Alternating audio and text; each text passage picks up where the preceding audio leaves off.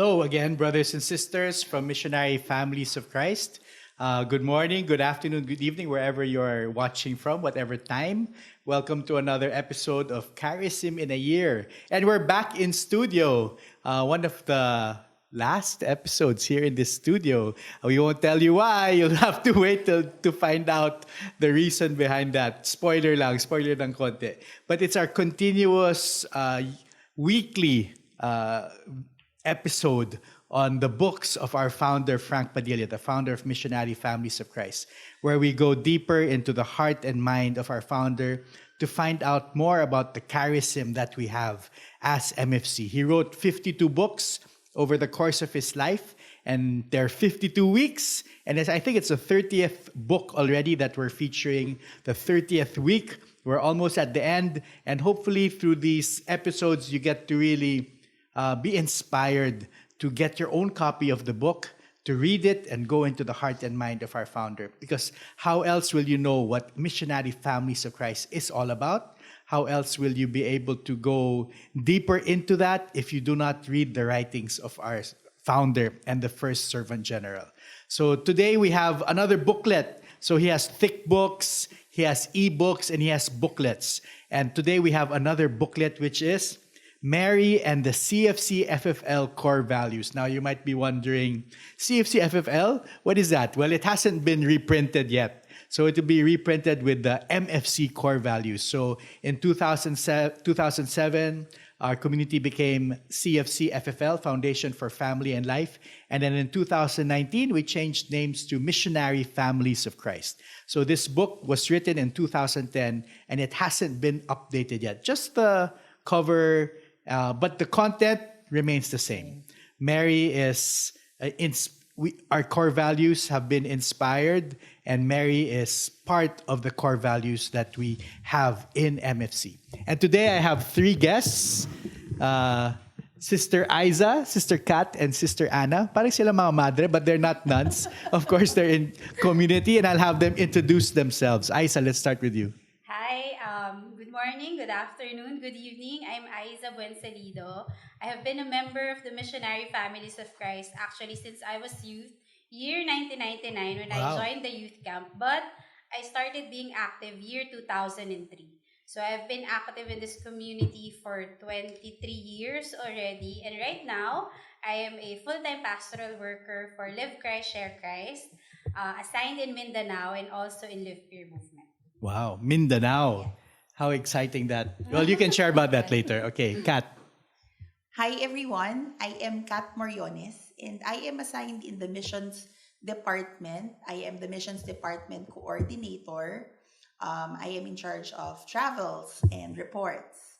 I am the wife of RJ Moriones and I'm the mother of Isa and Juan. I joined the community in 2011. It's a single section. There. Okay, thanks, Kat. So all those who want missionaries and mission teams around the Philippines and around the world, Kat is the one who arranges all our visas and travel. So you should be nice to her. Okay, Anna, how about you? Hi everyone, I'm Anna Arcaya of the HR and Admin Department. I've been a member of this community since 1997. Yeah, 1997. So nag-anniversary ako nung August 10 actually. So 29 years. 29 years. Yeah, I wow. started in singles and naging full-time missionary ako sa singles, then sa No One in Need. Yeah, and Anna is one of the main people really here in the home office that keeps it running.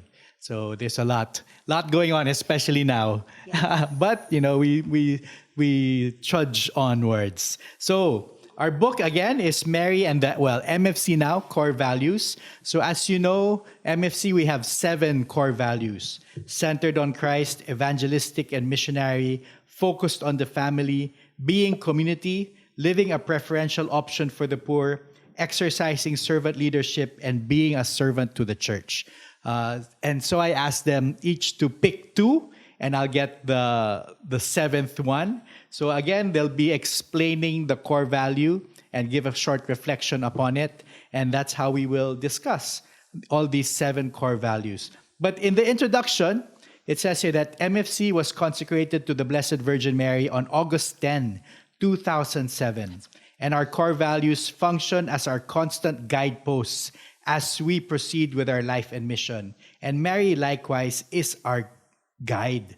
So Mary permeates all 7 core values. And as she permeates it all, she also points it always to Jesus. So everything is because of Jesus and for Jesus. Mary just leads us to him. Okay, we'll get right into it. Our first core value, centered on Christ. Yan. So how to be being centered on Christ is, by the word itself, is focus on Christ. So the best model, sabi nga ni Tito Frank, is Mama Mary. She's the best person who can tell us about Jesus. Sino pa nga ba kundi yung nanay, di ba? The best person to tell about the son is the mother. So, and she showed us also how to be centered on Christ. Her fiat, her yes, made salvation possible for all of us. Hindi madali yung pag-yes niya. Alam niya yung risk and the sacrifices that she will make. But because of her love and faith in God, she did. So yung merong 9 aspects of being centered on Christ na sinabi. I think you got the longest chapter. Yeah. Okay. 9 I realized aspects. this is the longest. So merong 9 aspects. Now, first is the faith in our Savior, in Jesus as Savior. So yun nga, because of Mama Mary's fiat, salvation is made possible for all of us. So she acknowledged that she is the servant of the Lord. Sinabi niya yun, di ba?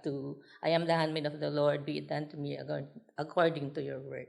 So, naniwala siya dun sa bakit siya tinawag na to bear the Son of God. She may not understand at that time, but because of her faith in God, she said yes.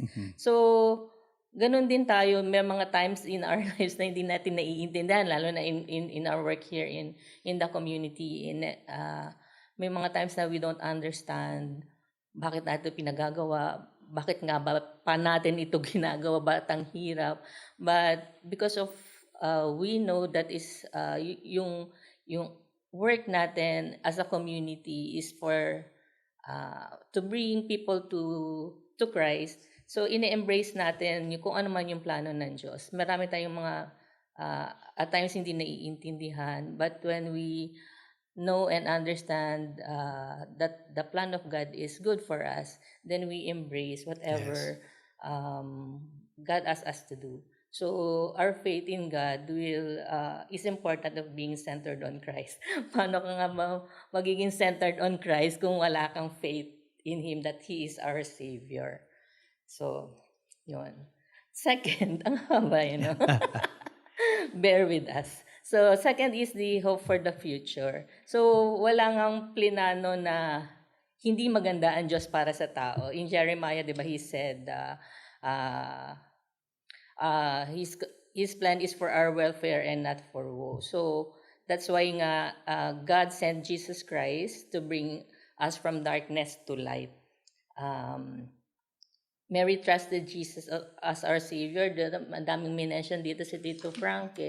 Mary rejoiced in God our Savior. She trusted in God's being able to overturn and reverse human fortunes, etc. Ang dami niyan sinabi. Yeah, we'll leave it to them to get their to copy. Read, Yeah, just give them a taste. Sinabi mo, SG, yung introduction natin that we are consecrated to Mama Mary on August 10. Anniversary ko yun eh. Oh, really? Unity. So, anniversary ko siya. Oh, So, tamang-tama. 2007. This book was made for you. 1997 ako. So, 29 years in the community. So, if I will look back in my life, yung parang talagang God brought me from darkness to light. So, nag-CLS nga ako because of a painful experience. Doon ako nag-start. So, kung titingnan yung buhay ko then at now, malayo pa, pero ang layo na nung transformation, ang laki na nung change. Yung parang, kung iisipin ko na parang talaga, nagawa ko yun. Or talaga, nag-change ako na ganito na ako ngayon. Parang, kung iisipin mo, I think nga yung mga schoolmates ko ng high school, parang talaga lang, misyonaryo ka. Siguro hindi nila mapaniwalaan. But then, by God's grace nga, at because God brought us from darkness to light, it's possible. And that's really the story of all of us. Now, the person that we were when we started community, if we look back at that person, we should say, oy, parang iba na ako ngayon. Dapat ganun, di ba? Because we grow as we get to know the Lord more, as we grow in our core values and community.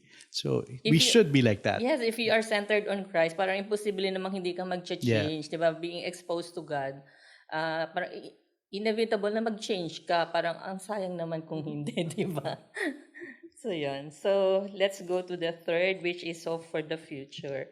So, it is about trusting God. God's plan brings us hope. And Mary trusted God in God's mercy and His promises. So,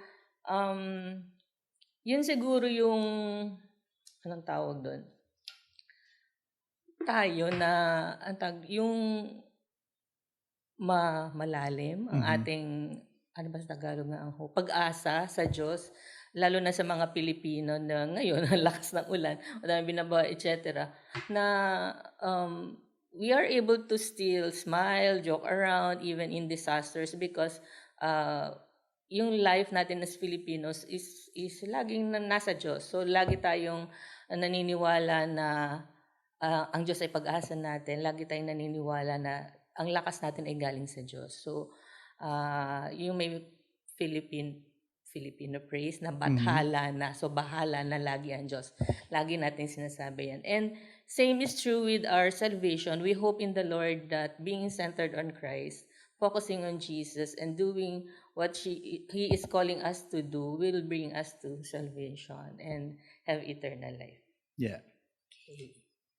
So, maybe you can choose one more. One more. Yeah, and then okay. leave the rest to them. Yeah. Okay, sige. Obedience to God, yan. So, Jesus is obedient to the Father totally, no? Even unto death. Kahit na alam niya mahirap ito, di ba? Yung agony in the garden nga, but then nag-obey pa rin siya. So yung, and Mary also, ganun din yung ginawa niya. Di ba?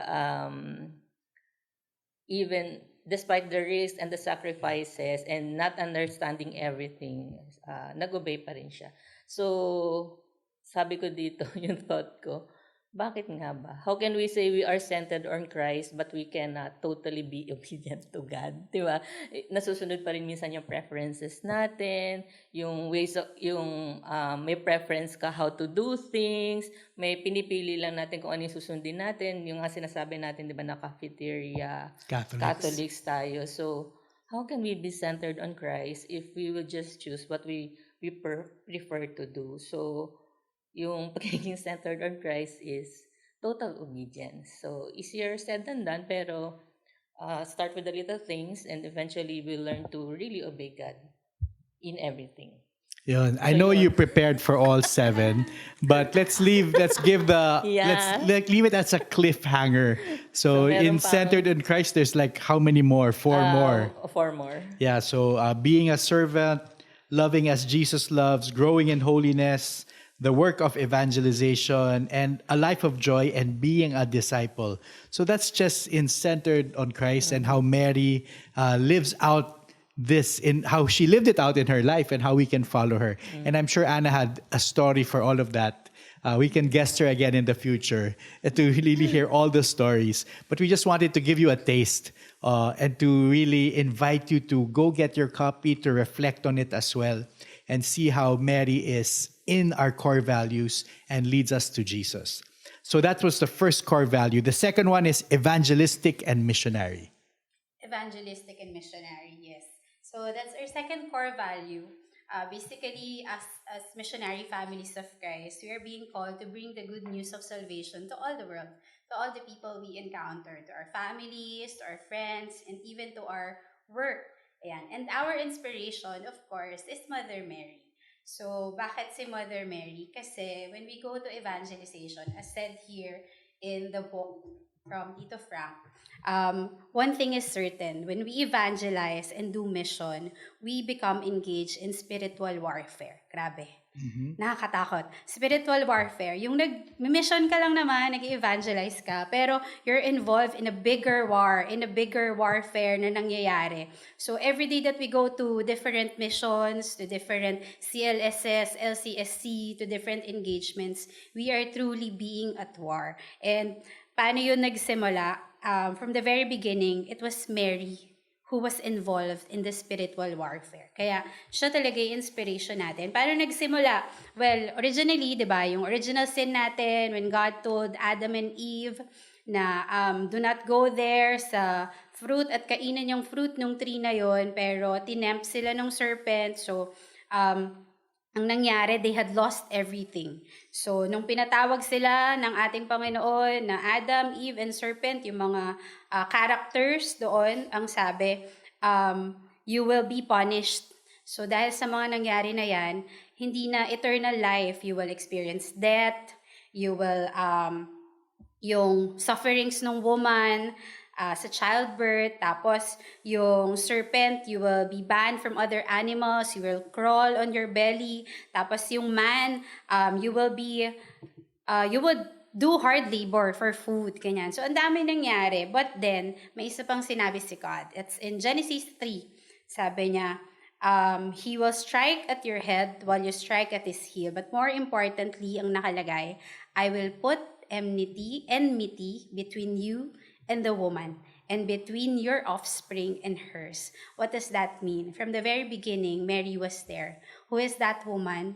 It is Mary. And who is that offspring? Of course, it is Jesus. So, syempre, hindi papatalo si Lucifer na naging Satan. Well, Lucifer, kilala naman natin, siya yung nagrebelding angel, at siya yung nung nag-war doon, tinalo ni Saint Michael, ni Angel Michael.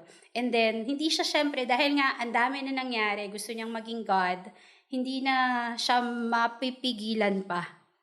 Ang ginawa niya, at ang ginagawa niya hanggang ngayon, He raged and He made war on the lesser beings. And that is us, the humans. Yung mga taong naniniwala sa Panginoon. Yung mga taong offspring ni Mama Mary. Because we are brothers with Jesus. We are sons and daughters of Mary and our God the Father. So, ganun yung nangyari. But, just like in the paradise, sabi, the woman is Mary. And Mary, from the beginning, in the amazing and mysterious plan of God, Mary is prominent and indispensable. So, she really plays a key role in our core value in the salvation and in defeating the enemy. So because we are evangelizing, because we are doing mission, wala tayong ibang pwedeng puntahan kundi si Jesus, and also through Mother Mary, because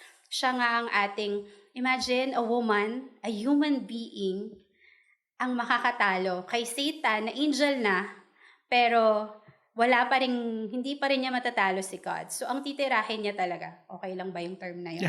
Ang titirahin niya talaga, tayo na mga anak niya, at tayo na mga naniniwala sa Panginoon. And sabi ko nga, diba, I am assigned in LCSC Mindanao. Grabe yung war. Grabe yung legit na may war doon.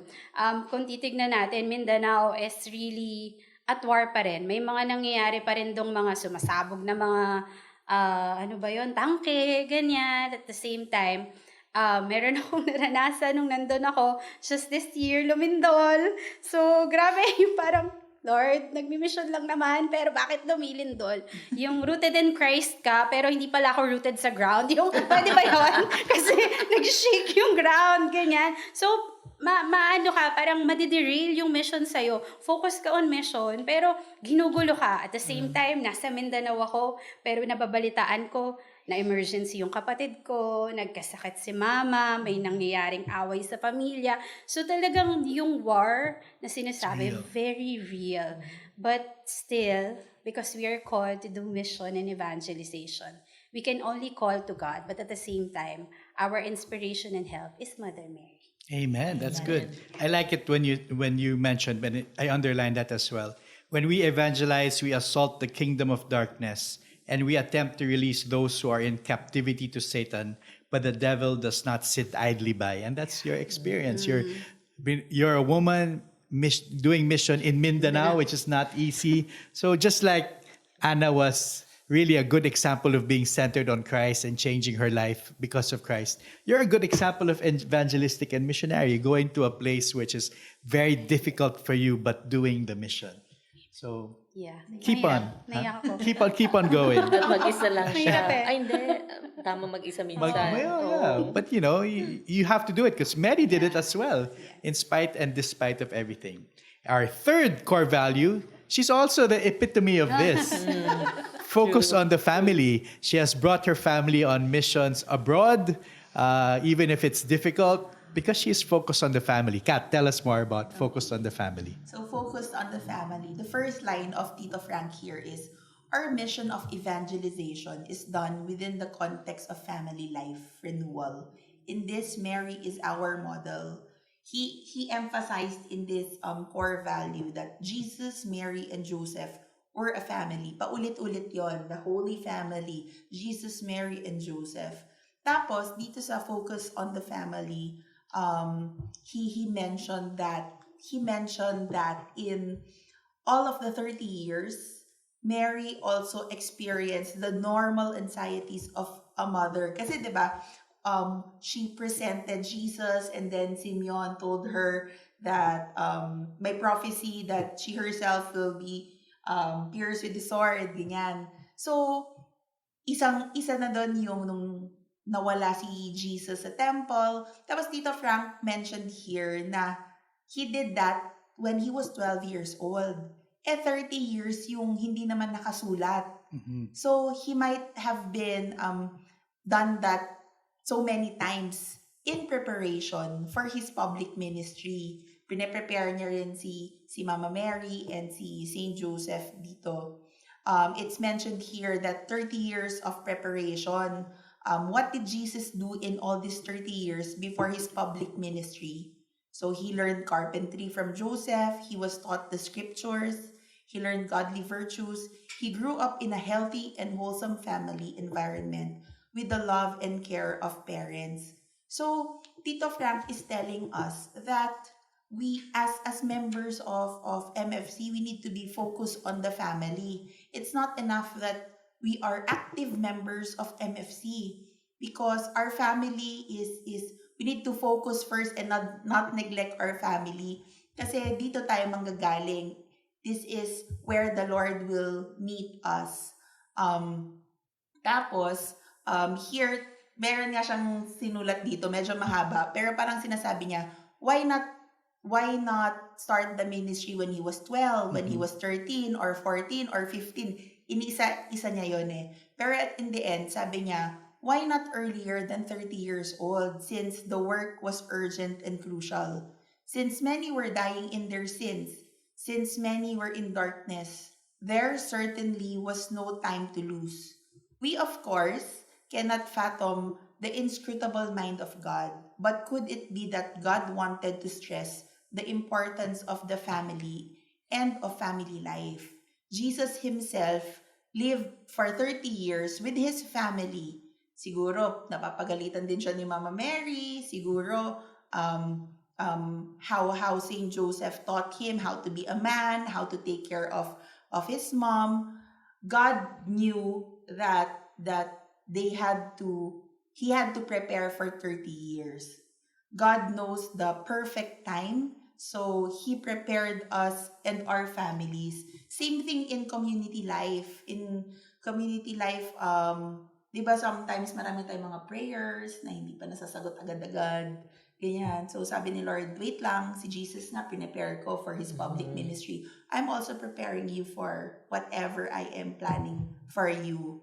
He also talked about forming disciples and evangelizers. Parang, ito nga, it spoke to me habang binabasa ko to, kasi parang the family is where future evangelizers and missionaries are raised. In the family, they meet Christ through their parents, they learn godly virtues, and they take on a worldview that enables them to appreciate the need to proclaim Christ as the way to bring light into the darkness. Parang nung binabasa ko to, parang 3 paragraphs yun na paulit-ulit niya sinasabi na future evangelizers and missionaries. Parang as a mother, more than a missionary, napapatanong ako, am I really raising up my children, my family to become future evangelizers and missionaries? Parang big challenge din siya sa mga magbabasa na, are you bringing your children closer to the Lord? You are so active in community. Are you active also in your family lives? Parang ganun. Are you becoming good witnesses to your children, to your family? Parang ganun. Tapos meron siyang mga binigay dito na virtue. Well, yeah, we need to learn things that we need to learn from Mary. We need to look to her faith as a way of encouraging and growing in her own. We need to drink of her wisdom from the fullness of her heart, where she stored all her beautiful experiences of her son. We need to learn from her humility as we grow in our own servanthood. We follow her obedience as we try to submit ourselves totally to God's will. We draw strength from what she suffered, and we ask for her intercession, which I think is one of the most important, because doing all this, hindi madali. Parang sabi nga ni Ate Ana, easier said than done. But I think that's the beauty of knowing how to pray and having time to pray. Parang we ask for the intercession of Mother Mary kasi we know how powerful her intercession is. We know how powerful ang isang nanay over her child. Diba? So, yun, we ask for her intercession, for she is the human person closest to God and she reigns as Queen of Heaven. Tapos all the rest, inuulit ni Tito Frank dito yung the Holy Family, the Divine Family is the model for family life. So because we are in MFC, we are missionary families of Christ, we don't look at anymore yung mga sa showbiz, yung mga influencers, families. But Negative influencers. maghanap ka na ng tunay na mag-i-influence sa'yo. So that is the divine and holy family who is Joseph, Mary, and Jesus. Yon. So Mary is, ito yung maganda sinabi ni Jesus ni Tito Frank. Magkasama sila ngayon. Yeah, magkasama sila ngayon. Pinapasabi niya. Nagkukwentuhan sila. Mary is unique in that she is the only person with a direct familial relationship with the 3 persons of the Godhead. She is the daughter of the Father, she is the mother of the Son, and she is the spouse of the Holy Spirit. So, if family is a creation of God, if God is to be present in the home and in the lives of family members, if family members are to be his instruments to proclaim Christ to the world, then we need to be focused on the family. We need to work at family life renewal. We need to build our homes to be pieces of kingdom ground. So, focus on the family. Last na. Haba. Our preparation, kasi he started with, what's up with the 30 years of preparation, diba? Our preparation for evangelization and mission is a proper focus on the family. I remember when we had our School of Discipleship, sinasabi doon diba, na our priority is God, next is our family, our spouse, our children, and then community. Many people think na community is equivalent to God. But no, mauuna si God, and then your family, and then the community. Kasi kailangan mo muna i-prioritize, mahalin, magbigay ng time sa pamilya mo para mas mapagsilbihan mo yung greater family, which is the community. And that's the beauty of our name now. Like you said, Missionary Families of Christ. We need to build up the family that we have. And, you know, it's nice to think na Jesus was formed over 30 years. And the Jesus that we read about in the Bible, who had all these stories, parables, who knew how to speak, who knew where to go, it was all because of his family. Who else would he have learned it from, if not from his family? And in our home, where we live, we should be building up missionaries in our children, in your relatives, your nephews, your nieces. You have to build them up as family. That's great. That's another good core value. And you also have the next one. You want to go straight? Yeah, okay. Being community. So, being community, ito shorter ng reflection ko kasi Kasi ubus na. haba na nung reflection ko kanina.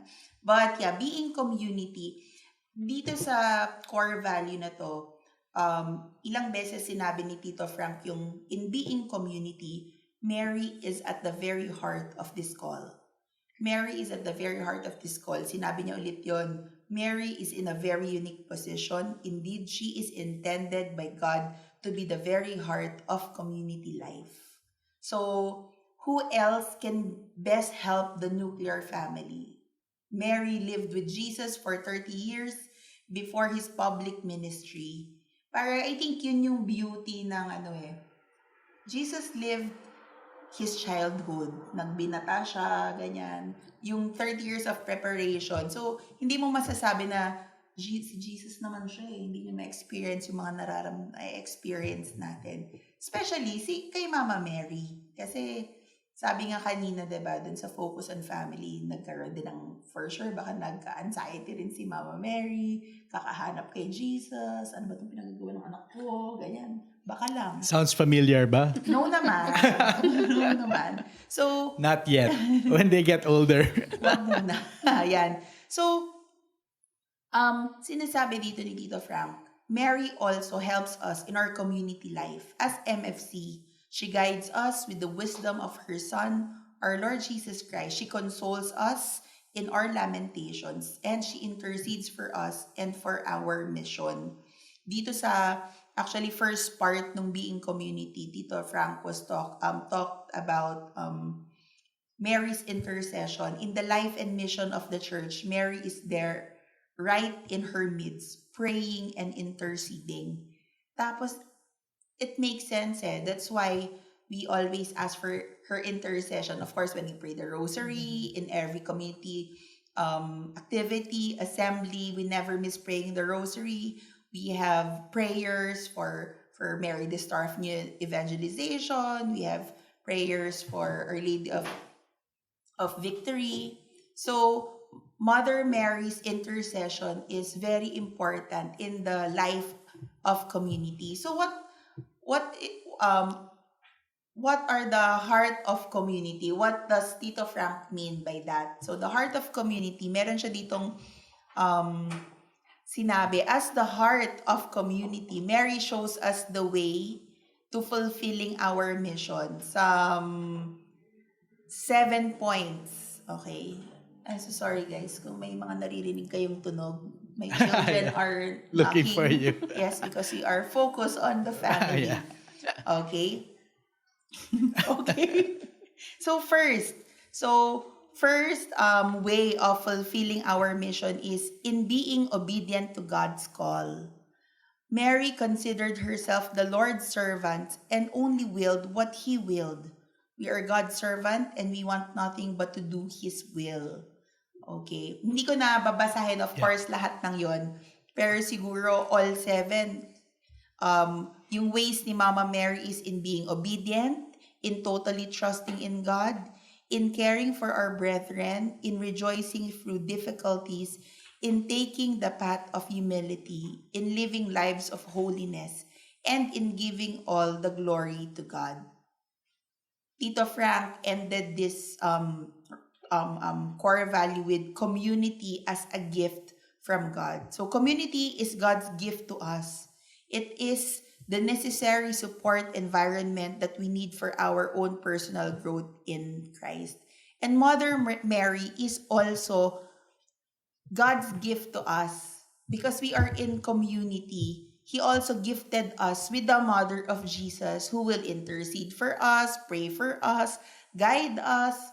You know, pag may kailangan tayo na parang hindi nag-work, ilang beses ko na sinabi kay Jesus, yung sinabi mo nga kanina, lapit nga ako kay Mama Mary, baka sakaling mas mapabilis, mas ma-expedite yung prayer intentions ko. So, on our own individual efforts, we can only do so much. But together, God can make us a formidable force in building the kingdom. At the center of all this, our Mother Mary, to whom Jesus entrusted us through John. Hindi ko pala nasabi yon. Sinabi kasi na, at the end, bago mamatay sa cross, bago mamatay si Jesus, binilin niya pa si Mary kay Saint John. Tapos parang ganon yung sinasabi ni Tito Frankie. Tayo din as a community, binibilin niya si Mama Mary. At the same time, binibilin niya rin tayo kay Mama Mary. So, there. At the center of all this, our Mother Mary, to whom Jesus entrusted us through John. She was the heart of the Holy Family of Nazareth.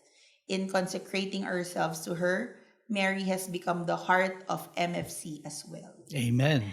I love that how our founder said, in the life and mission of the church, Mary is there right in her midst, praying and interceding. And I think that's one of the strength of, well, not only everyone in community, but really the women of community, praying and interceding for the mission, for us as missionaries, for the families who go on mission, for how we relate to our children. But you're right when you say that we have to be able to bring our children along into this community because it's who we are.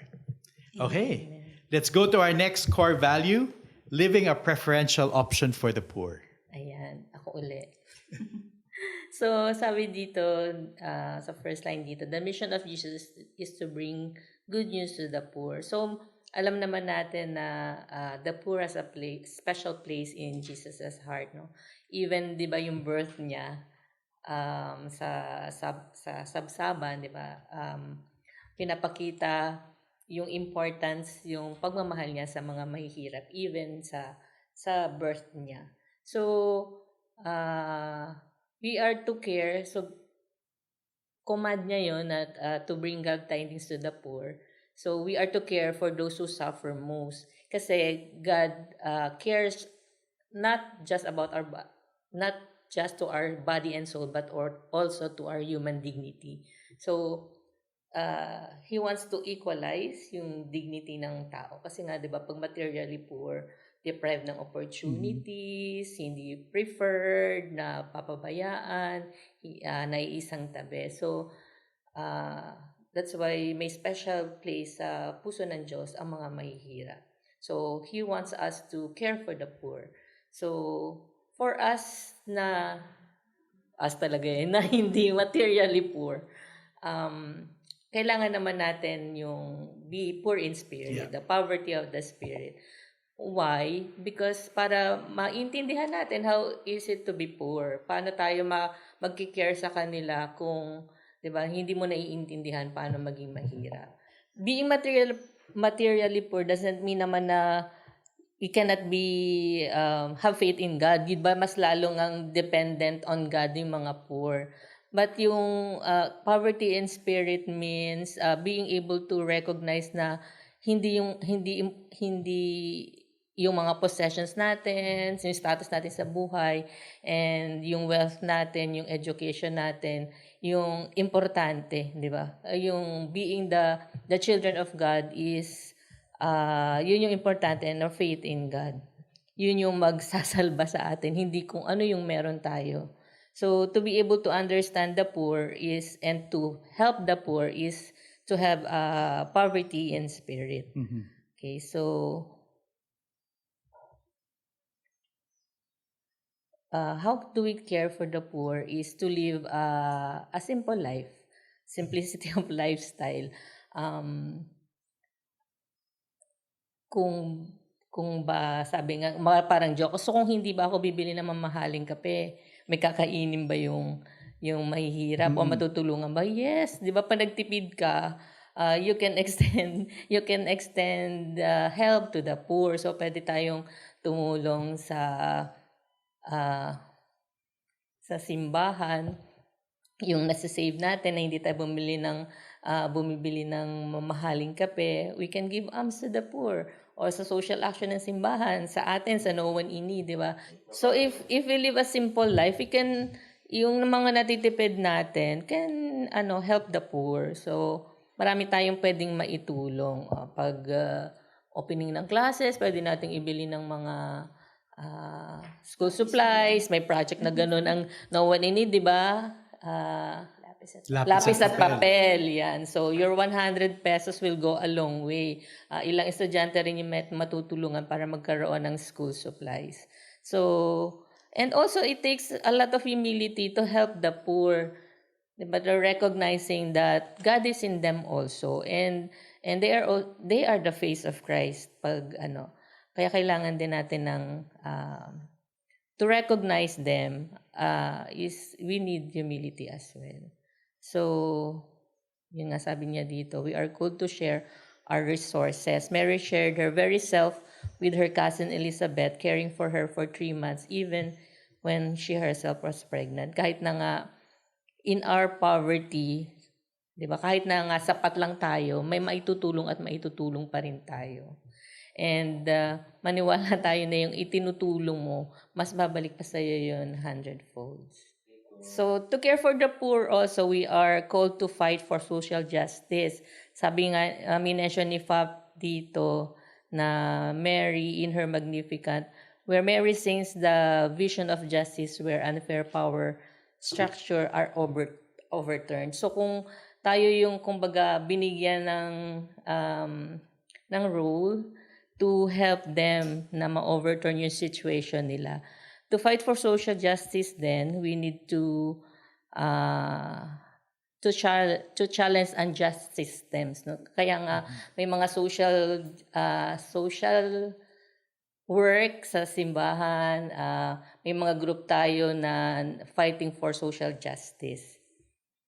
So, tulong din tayo doon. So, kung meron tayong mga pinag-aralan or may mga kakilala na nag-advocate ng social justice, we can also help. Okay. So the Church of the Poor cannot be built without empathy for the poor.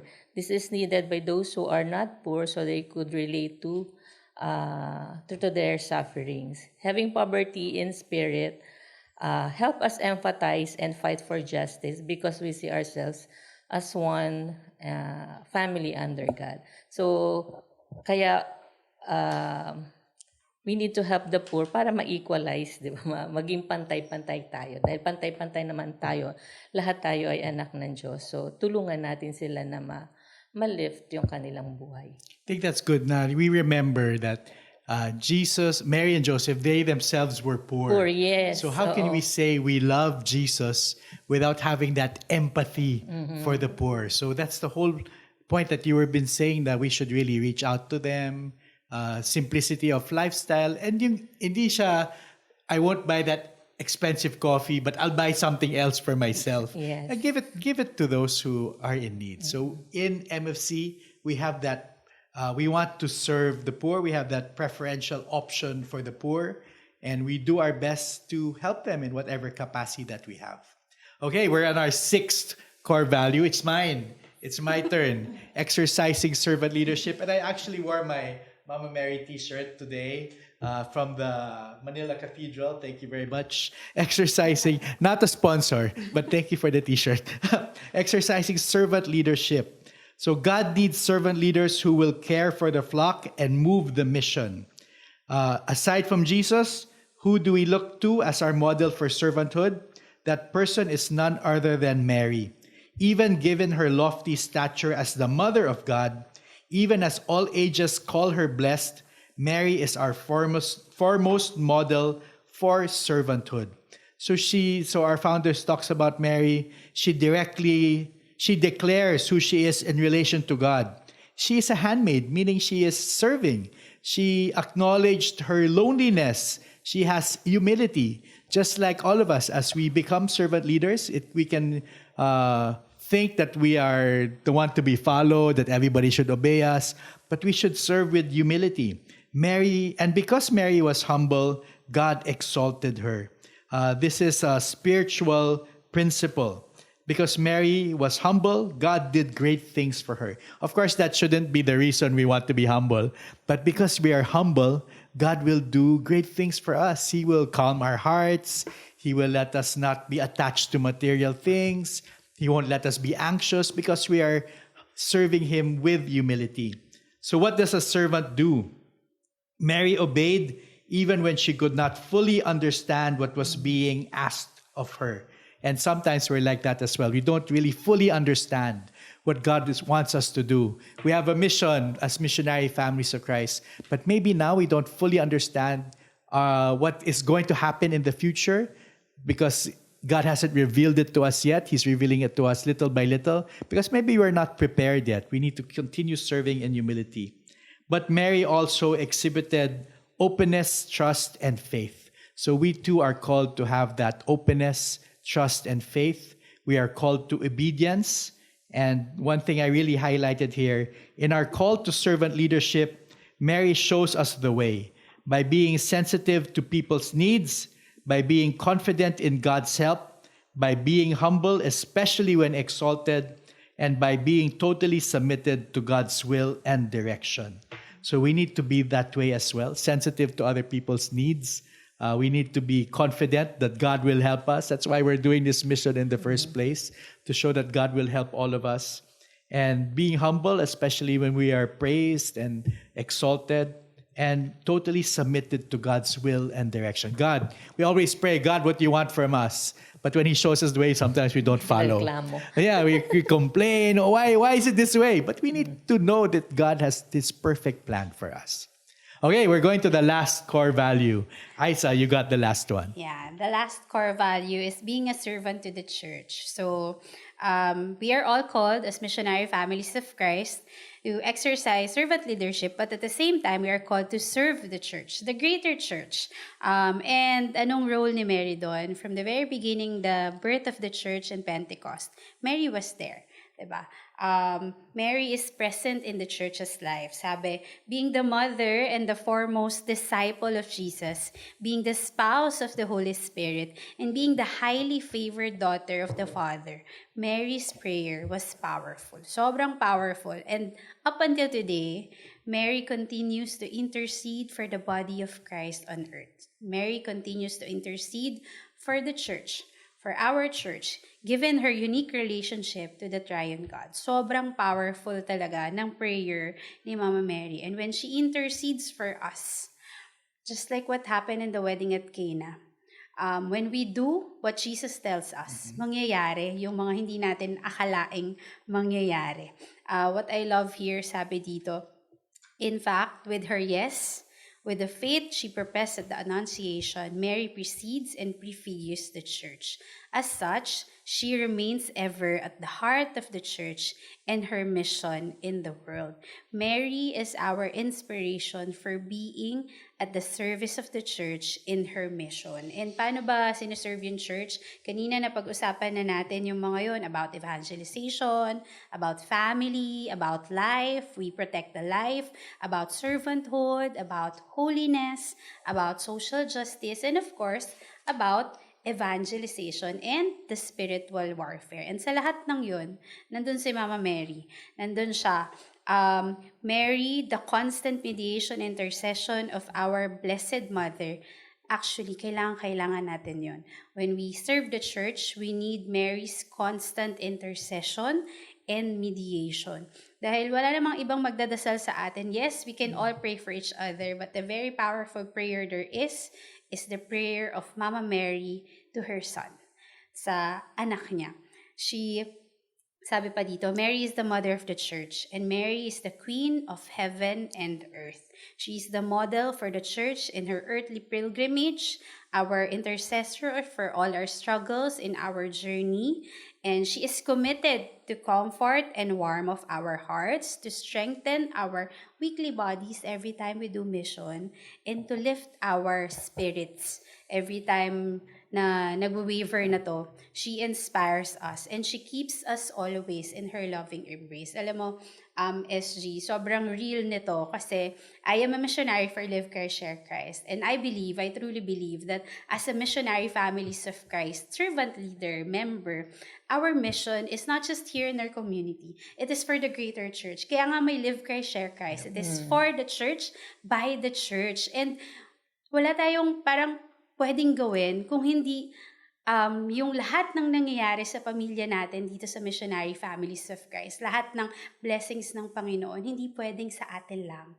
Kailangan sinishare natin siya in our greater church. Kaya nagpupunta tayo sa iba't ibang mga misyon, iba't ibang mga dioceses, parishes, not them being a member, pwede din after, 'di ba? Pwedeng-pwede 'yon. At pwedeng-pwede, malaking opportunity 'yon. Pero para i-share si Kristo sa kanila. Kasi 'yun ang tawag. At the end of the day, na-transform tayo. At the end of the day, naging blessed tayo. But at the end of the day, sasagutin natin ang tawag na Panginoon na go and make disciples of all nations. And that's what's happening in Live Christ, Share Christ. If I may share also, SG, no? Dahil nga nasa Mindanao ako, we are also partners with the Diocese of Digos. Shout out sa mga taga-Diocese of Digos. Hello, Bishop Apable. Ayan, so we are partners with them in making missionary disciples. And how wonderful, and I am in awe in this mission that us, as missionary families of Christ, we can truly be of service to the church because we have Live Christ, Share Christ as our program. And lahat ng yon, hindi lang dahil na-appreciate ng kung sino man ng lahat, but at the end of the day, it is God's mission for us. Amen. That's very good. We have to truly be a servant to the church. Everything that we have done over the past 45 years, given back to the church. Who is it all for anyway, but to bring people to heaven? And those are our 7 core values. We made it. Imagine how short and small this book is, but they really have so many realizations, and we really could delve super deeper into it. So our core values are the highest ideals, and as such, they are challenging. So we need Mary, who is the embodiment of our 7 core values. Okay, I'll ask you for your final thoughts. Let's start with the end of the table. Anna, final thoughts on this book and on your reflection. Hindi pwedeng isa lang yung piliin dun sa core values natin kasi ito yung bumubuo ng ating pagkatao dito sa community. One step at a time, little by little, malilive out din natin lahat ng core values na meron tayo. Amen. I like that. Little by little, one step at a time. Ikaw, Kat. Sa conclusion na part, sinabi ni Tito Frank na like everyone else struggling to follow Christ, we can lose our way. Pero it's so beautiful how the Lord has gifted us with His Mother, Mary, as we live our journey here in MFC. We, parang, syempre hindi yung parang, core values, but we put in mind and heart that Mary is there to intercede for us. Mary is there to be with us. We can always run to Mary if we need her in our lives. Definitely, we need her in our lives. So, praise the Lord for the gift of Mother Mary, who is our model and our intercessor. You're right. As we may lose our way, but you look to Mary, who is the embodiment of all of this, Yes. and I'm sure she'll lead us straight to Jesus, straight back to Jesus. How about you, Isa? Yeah. Nakalagay dun sa introduction. Di ba introduction pa rin ako? Start ulit. Go ahead. Our community was consecrated to the Blessed Virgin Mary. Ang saya na yung community natin was consecrated to the Mother of Christ. And wala tayo ibang pwedeng gawin kung hindi magdasal ng rosaryo. Sa bawat misyon, sa bawat pagsubok, sa bawat victories as well, we can always pray and ask for the intercession of our Mother Mary, gaya nga ng laging sinasabi, to Jesus through Mary. And through that, the Holy Rosary, we should always be praying the Holy Rosary whenever, wherever, whatever. Amen to that. You know, when things get difficult and you just pray the rosary, it really works. People might not believe it, but it's true. When you're in the airplane, it gets bumpy, the rosary, then it smoothens out. So, you know, it really works. And thank you again, sisters. I love it. When you have sisters, they really come prepared. I'm not saying the brothers were. No, I'm just saying they're extra prepared for these episodes. Though that was Mary and the CFC FFL, now MFC Core Values. This was done in 2010 when we adopted our core values. And now they should be imbibed by all of us as we live out our life and mission and charism of missionary families of Christ. Again, thank you for joining us for another episode. We have a couple more books to go, but hopefully you can get your chance to really go into each book as we discuss it. It inspires you to learn more and to really live out the charism that we have that really sets us apart from anyone else out there. So thank you again, and God bless you all.